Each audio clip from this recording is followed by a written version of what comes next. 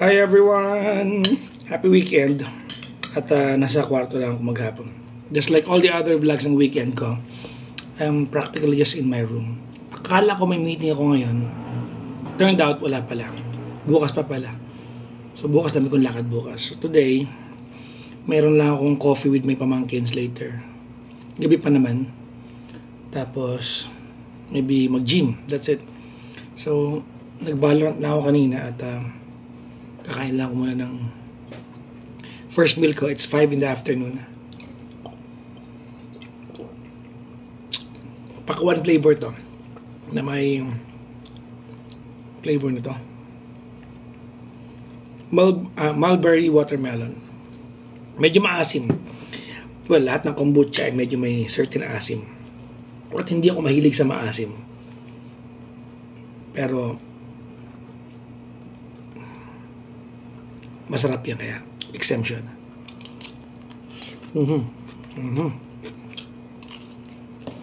Anong ulam ko? Balikan niyo yung mga vlog kong iba. Ano yung pinakamadalas kong ulam? Ito rin yun. Walang pagkakaiba. I almost eat the same things every single day. Almost. Mga 98% of the time, pare-pareho lang kinakain ko. 5 hours later, andito pa rin ako sa kwarto ko. This is my kind of weekend. Pahinga. Yan, may lakad ako mamaya eh. Magkakapi ako sama ng pamangkin ko eh. Pinaantok ako eh. Mag-aalas 8 na. I don't know if I can squeeze in a little bit of nap. Bago ako umalis. Dumilat pa ako, naantok talaga ako.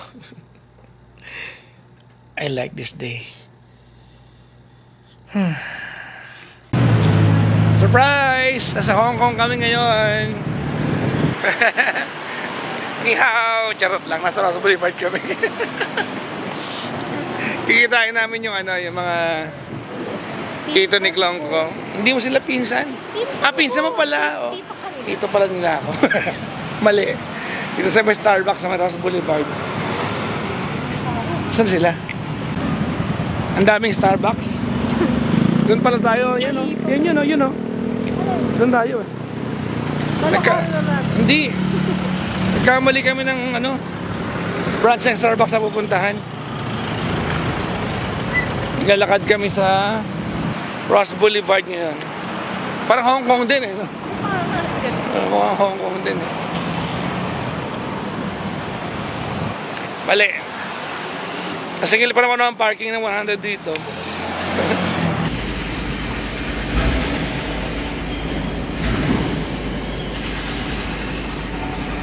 Okay.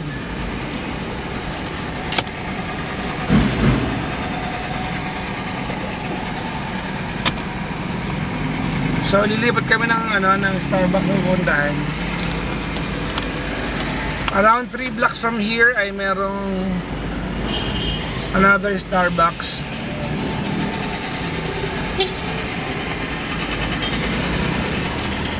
Nagbayad na yung parking to, 100 pesos. Sa mga taga Maynila, if you're parking within Metro Manila, may mga racket minsan yung mga nagbawa-parking. Sasabihin nila 100 ang per slot. Hindi totoo yan ha. Pag hindi ka taga Maynila, aabutan kayo ng ticket, sabihin 100. Hindi totoong 100 yun. Scam yun. Ang totoong parking sa Maynila ay 50 pesos sa mga pay parking ng city.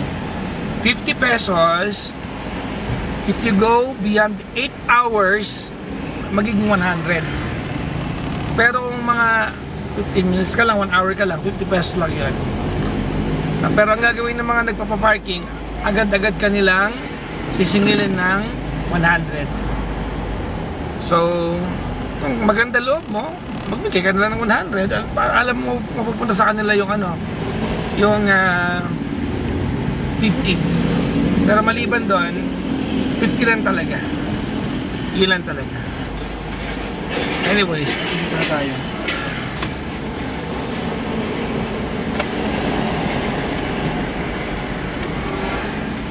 Parking tayo ulit dito.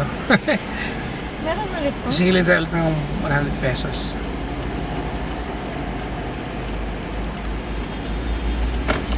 Let's go.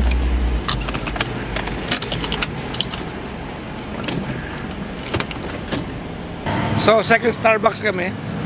Pwede pala mag-ano, no? Starbucks happy na hindi nagkakape. Kasi yung mga pamangking ko. Ayan. Nak! Kamusta? Dalawa lang kayo? Dalawa lang kayo? Si Nikki ba? Pauwi pa lang galing SM North eh. Ah, susunod siya? So, dito kami sa Cavite ngayon. Kitid namin si Joel sa kanyang pag-ibig. Walang magawa. Kasi, nag-coffee kami kasama ng pamangkin ko si Paolo. Galing Australia, tsaka si Klong kasama ko. At, May lubak dyan. uuwi siya kay... Ah, may lubak dito? Oh, gitna yan, malalim yan. Kabisado ko to eh. Diba? Ang lalim. Lubak ng pag-ibig. Ang lalim ah. Galing pa akong Pulilan, ngayon Cavite naman. Ano nga sa Pulilan? May event ng TRC. Ah, okay. Brand na TRC. Ah, nga, birthday ni Parak na yun ah. Oo, nasa Iloilo sila eh. So dito kami ngayon sa may Alpha Mart. Dumaan lang si Jolo ng pasalubong. Sabi niya kasi siya lang yung pasalubong sarili niya. Hindi niya cornic. Cornic at ako. Dito sa may ano to, sa may Parksville Residences dito sa may Kawit. Mga pamangkin ko, kasi pamangkin ko isa si Paolo, yung kanina. Ano yun, galing siyang Australia, kakauwi ng Pilipinas. So, pasalubong siya sa akin. Anong pasalubong sa akin? Ako nandyan eh. Mga t-shirt yata yan, no? Hindi ako nakakalimutan ng mga, ano eh. No, anak, no? Hindi na ako nakakalimutan eh, no? There's a spark of magic in your eyes. Nag-drop off lang po. There's a spark of magic in your eyes. Candyland appear each time you smile. Inasid ako doon sa kape. Ha? Inasid ako. Nearing Pasay na kami. Ang bilis lang ng biyahe natin, no? Oo. Parang ano lang tayo, 15 minutes going, 15 minutes going home, no? Oo. 30 minutes back and forth. Naihatid namin si Jolo. Babait ng mga pinsan mo, no? Tsaka ang sasaya kasama. Si Jolo, lagi nakakabuwis-gis yun, eh.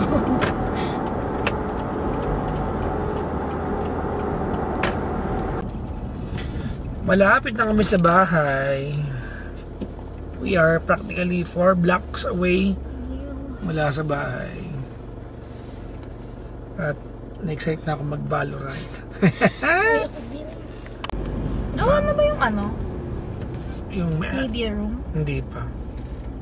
Mag-start pa lang. Pero sure na may budget na eh.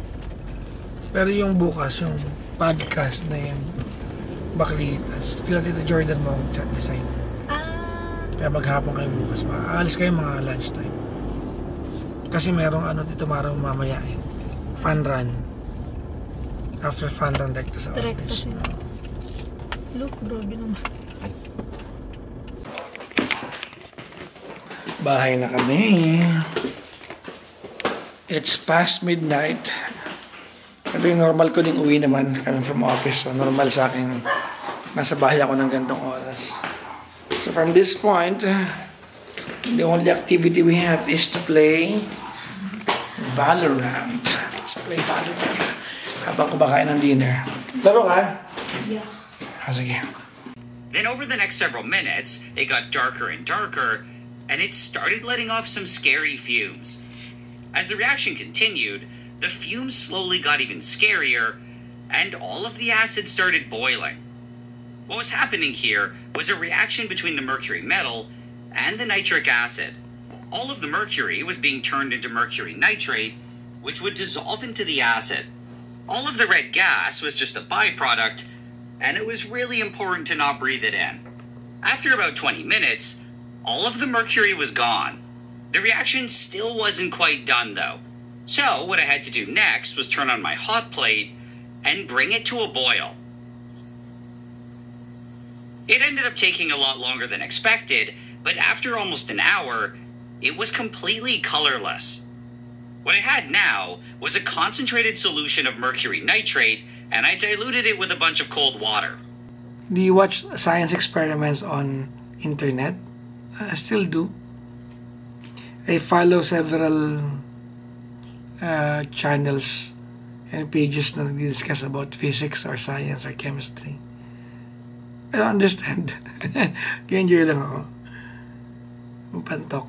Anyways, it's past midnight, and thank you for watching my vlog today. Walang kwenta as usual. But I'm nearing the 100-day mark of my everyday vlog, so salamat kung nanonood ka sa akin mula day 1. You guys are awesome. Hanggang dito na lang. Bye-bye!